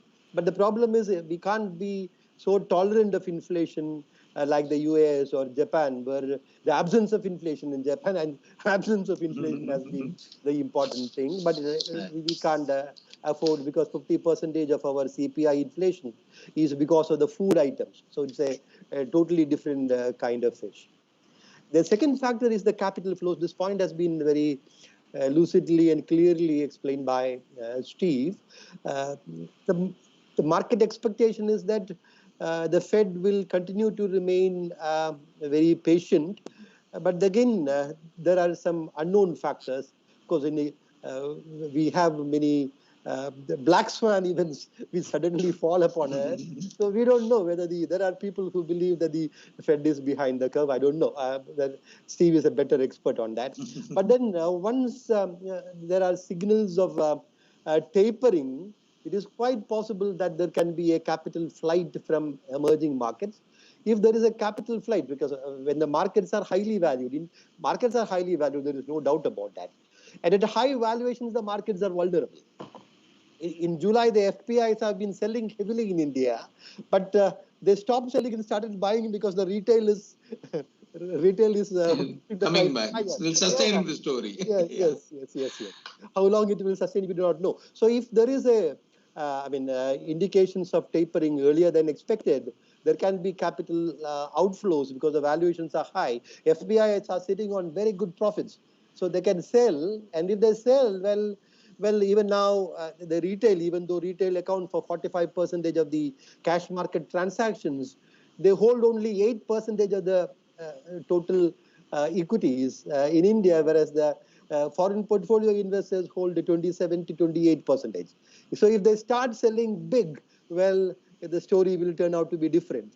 And if we have a capital flight, like what happened during the post-taper tantrum of 2013, capital flight can result in depreciation of your currency. When the currency depreciates, there will be imported inflation. Inflation will force the central bank. So that will impact the hesitant recovery that we are having right now. So these are the two macro things that I'll be looking for. Watching for. Okay, thank you, Dr. Vijay Kumar. And one last question to Steve. I don't want to keep, we are totally run out of time. And the last question, much in the same lines. What are the two factors which you will rather focus on as far as the global growth story is concerned, or global macros are concerned, for the next 1 year? Well, I'll mention three, if I may. Please. And the first one we talked about already, and it's an obvious one, it's the rate of vaccination. Because the rate of vaccination helps govern the risk of policy actions that might shut down economies here and there again. So that's just critical, fundamental. And I'm watching that all around the world. Every week I take a look at that. Second, much like Dr. Vijay Kumar mentioned, inflation. The question about inflation, the question about Fed policy is so important. And so is inflation, high inflation transitory? Well, keeping our eyes on this all around the world every week. And then the third is a broader issue of debt and liquidity, of making sure that debt that has risen over the last 12 months is managed well, and that we don't get into a point where there's some difficulties in managing debt and then there becomes a liquidity problem. So we'll be watching that very, very carefully. Thank you, Steve, for flagging off, including the liquidity concerns. So nice of you to have pointed out. Yes. So we have totally run out of time. I thank each of the panelists, Dr. Steve, Dr. Vijay Kumar, and our early panelists whom I had to relieve for a meeting, Mr. Rajendran, for the wonderful discussion we had on behalf of State Bank of Institute of Leadership. A big thank to each one of you, and a big thanks to, today is a Monday, and we are, the kind of pressures I can imagine for all the bankers, much of the bankers, near about 200 bankers. It's also on live stream in YouTube and Facebook, so the bank's site. I'm sure, all those who tuned in would have had the money's worth of having spent nearly 2 hours in this particular deliberations.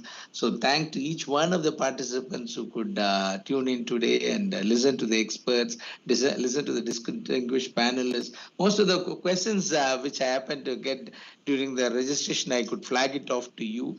So that's another benefit. I'll be failing in my duty if I don't thank all the faculty members at SBIL and the support staff be it the systems team, be it this team which sends out all our flyers in all directions for people to come back and participate, and also to all our alumni, incidentally, whomsoever we train in the as part of our leadership initiatives, they get a chance to come back and attend many of these programs. We try to bring in new themes, very different themes we often explore.